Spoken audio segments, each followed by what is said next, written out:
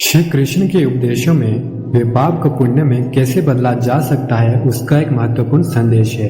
वे कहते हैं कि जब तक हम अपने आत्म संयम, सेवा, ईमानदारी और भक्ति से युक्त रहे, हम स्वयं के दुष्कर्मों से बचा सकते हैं और पाप को पुण्य में परिवर्तित कर सकते हैं। भगवान श्री कृष्ण ने कर्मयोग के माध्यम से इसे समझाया है, जिसमें कर्म करने का सही तरीका और उसके परिणामों को स्वीकार करने की बात की गई है। पापों को पुण्य में बदलने के लिए कुछ उपाय निम्नलिखित हैं। क्षमा और दया। अन्यों के प्रति क्षमा करना और दया भावना रखना भी पाप को पुण्य में बदल सकता है। ध्यान में एकाग्रता। श्री कृष्ण कहते हैं कि ध्यान में एकाग्रता रखकर मन को विचलित न होने देना, जिससे कि हम अपने कर्मों को उचित रूप से कर सके और पाप से बच सके। भगवत गीता के अनुसार कर्म करें। श्री कृष्ण ने अर्जुन को भगवत गीता में युद्ध करने का उपदेश दिया था।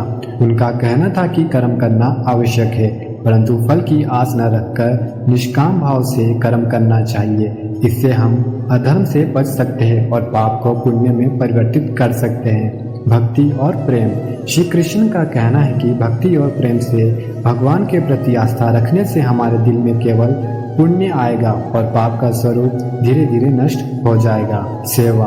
श्री कृष्ण का उपदेश है कि हमें सभी प्राणियों की सेवा करनी चाहिए। सेवा करने से हमारे पाप कम होंगे और हम पुण्य की ओर बढ़ेंगे। सत्संग। सत्संग में भाग लेना, साधु संतों के साथ समय बिताना और सत्य की शिक्षा सुनना भी पाप को पुण्य में परिवर्तित कर सकता है। स्वाध्याय। स्वयं को ज्ञानार्जन के लिए पढ़ना, ध्यान करना और स्वयं के गुणों और दोषों को समझना भी हमें पुण्य की दिशा में आगे बढ़ाता है। सच्चे मन से पश्चाताप करें। पहले पाप करने के बाद सच्चे मन से अपने किए गए कार्यों का पश्चाताप करें। उन कार्यों के प्रति खेद और उदासीनता भावना रखें और भगवान से क्षमा मांगे।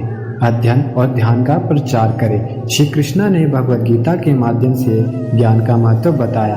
आप भी धर्म ग्रंथों का अध्ययन करके और ध्यान करके अपने और दूसरों के जीवन में सकारात्मक परिवर्तन ला सकते हैं।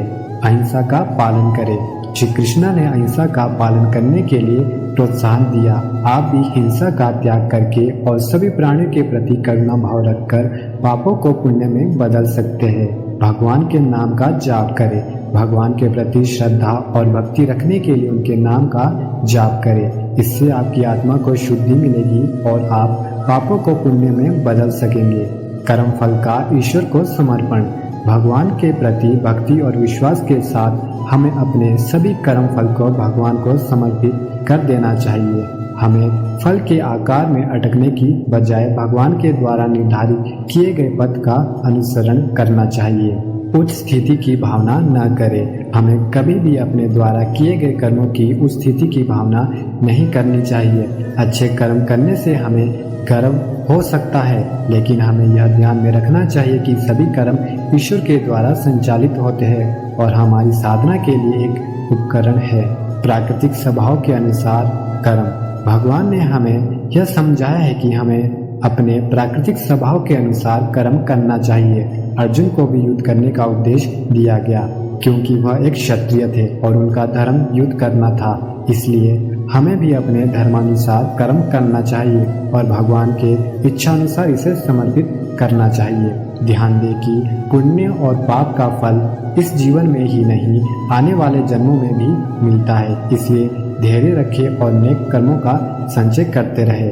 इन उपायों को अपनाकर हम पाप को पुण्य में बदल सकते हैं और एक पवित्र और धार्मिक जीवन जी सकते हैं। यह श्री कृष्ण के उपदेशों का महत्वपूर्ण संदेश है।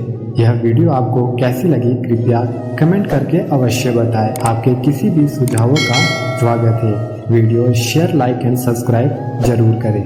धन्यवाद।